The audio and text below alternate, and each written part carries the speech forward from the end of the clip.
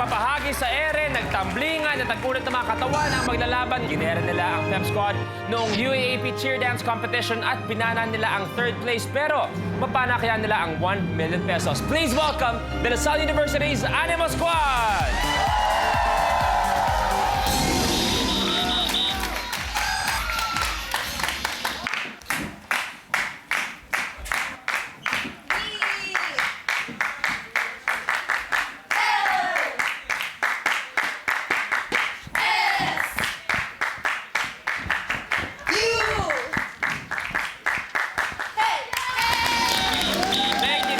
Welcome sa Minute to Win It.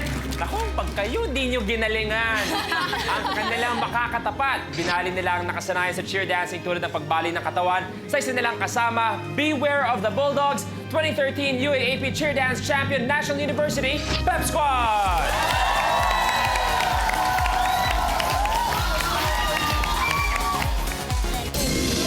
For the gold! Fight for the blue! For the gold! 5, 6, 7, 8. Wow!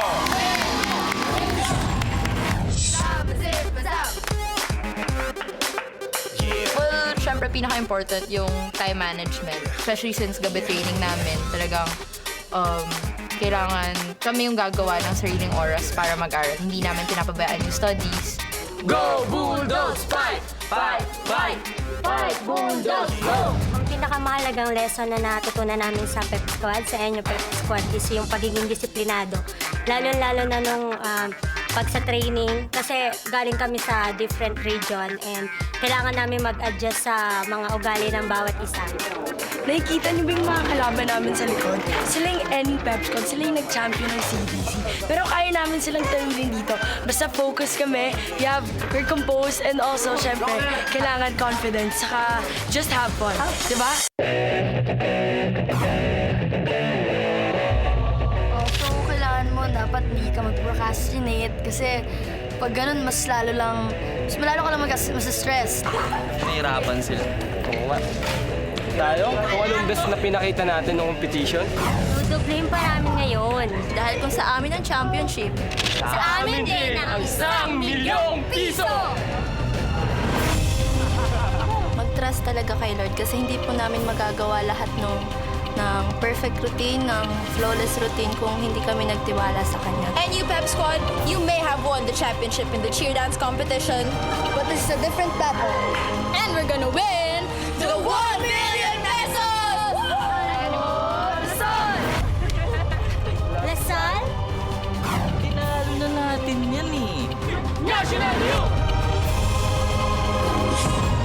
Okay, palakpakan natin mga cheer dancers. Okay, unang-una sa ating mga lasalista. Tell me about yung last competition natin. What was your inspiration behind your performance? Well, Army yung theme namin kasi palaban kami. Lalaban yung Lasal kahit ano mangyari. That's how we're trained talaga, and we're always ready to fight naman. Speaking of time management, nasabi nga kanina, how did you balance your schedule? Anong example na, for example, anong oras ang mapasok niyo, anong oras ang practice niyo? Tell me about it. Yung training namin is 6 to 9 p.m. So, pag breaks talaga, you have to study na. Para pagdating na 6 to 9, training, and then uwi, and then you'll do your study pa onte, and then sleep na, and then for school na the next. Okay, sa atin mga champions. Ayan, di ba? Nung sinabi ko ang salitang champion, automatic, napangiti kayo. Nung tinawag namin yung pangalan na kayo ang champion, ano pong pasok sa isip niyo? Nung na-fulfill na yung dream. Kasi po yung team namin is parang genie. Nag-wish na kami na mag-champion. Nag-champion na kami ng NCC, then nag-champion ulit kami ng UAP. Natupad yung wish natin talaga. Nakita natin na medyo ibang klaseng mga stunts din ang ginagawa nyo. Can you share something na medyo hindi magandang nangyari noong practice or nung performance? Meron ba? Yung ano po, nung performance po talaga namin is, meron sa aming injured yung ankle niya, and meron sa amin after ng performance is parang nag-cramps yung ano niya. Yung tiyan niya. Nag-cramps? Ay, grabe naman! Parang, Nag-50-50 ba siya doon sa cramps niya, ano? parang, Grabe, ang bigat ng pagkakasabi mo ng cramps eh. Okay, so still you have to rise above adversity. Pero ngayon alam ko, nandiyan ang suporta ng mga taga-Lasal, nandiyan ang suporta ng taga-NU sa ating head-to-head cheer dance team na maglalaban-laban. Dahil bawat challenge may time limit na 1 minute, At the end of 5 challenges, ang team may pinakamaraming cash prize ang siya maglalaro sa ating Ultimate Challenge and may chance manalo ng 1 million pesos.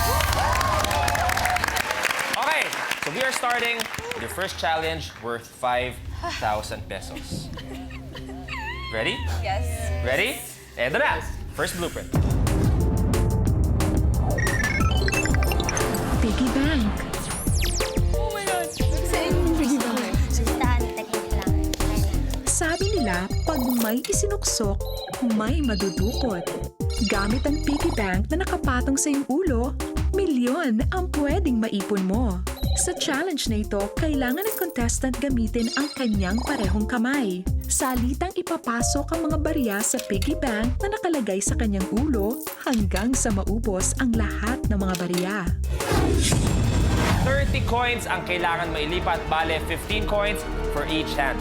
So nakikita natin kung sinong unang makatapos ng 4 na podium will get 5,000 pesos. Para sa lista, ready? Yes. Any Pep Squad, ready? Yes. We're about to start. They have a minute to win it.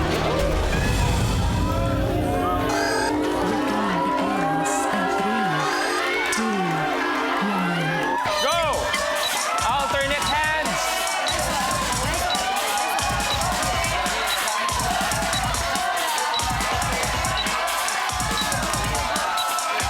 Ayusin, ayusin.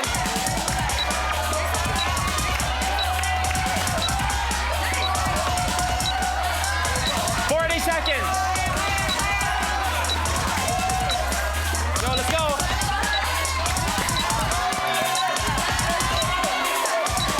Seconds.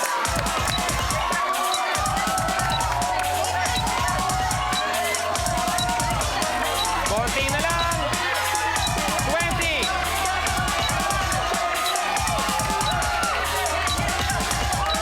One down for NU. 10.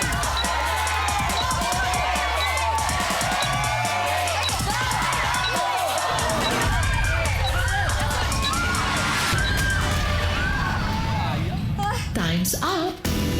Time's up! We were so close. Papunta na sana ron.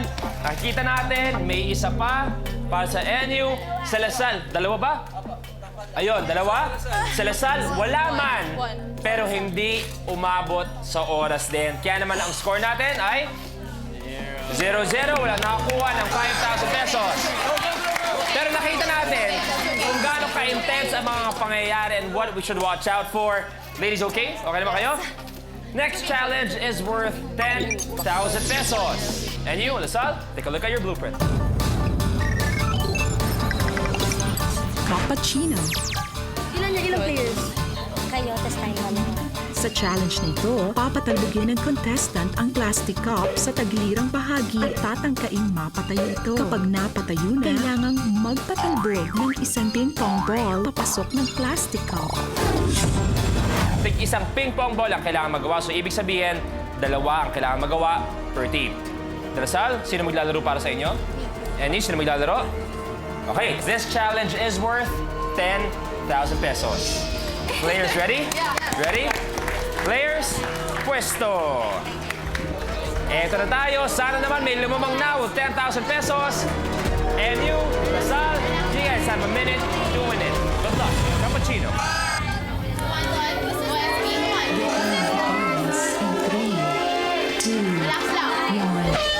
Go, go!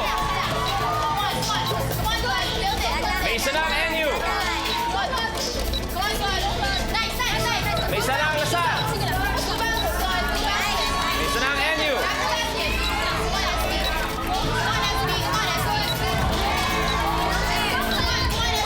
Bumagsak ang sa NU.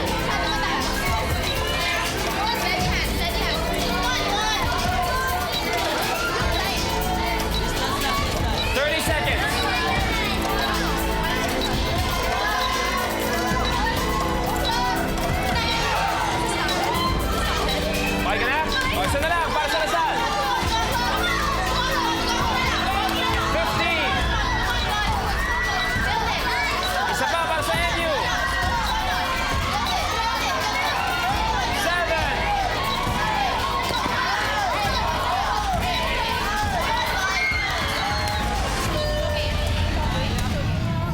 Time's up! Sayang!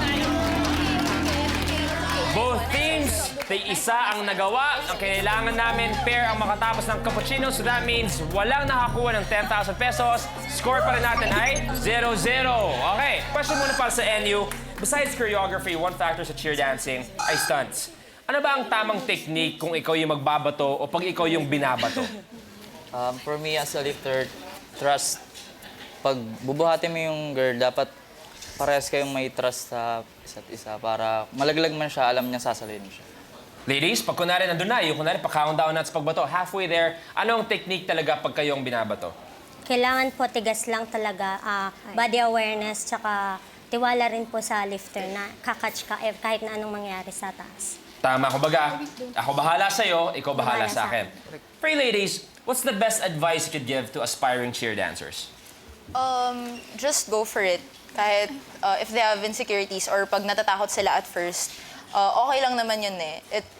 What matters is that you do your best and who knows, diba, parang you could be the next like greatest flyer. Perseverance ang kailangan. Perseverance ang kailangan. Mas kailangan nilang dalawa ngayon ng perseverance kasi nakakadalawang challenge na tayo. Pero, ano bang score natin?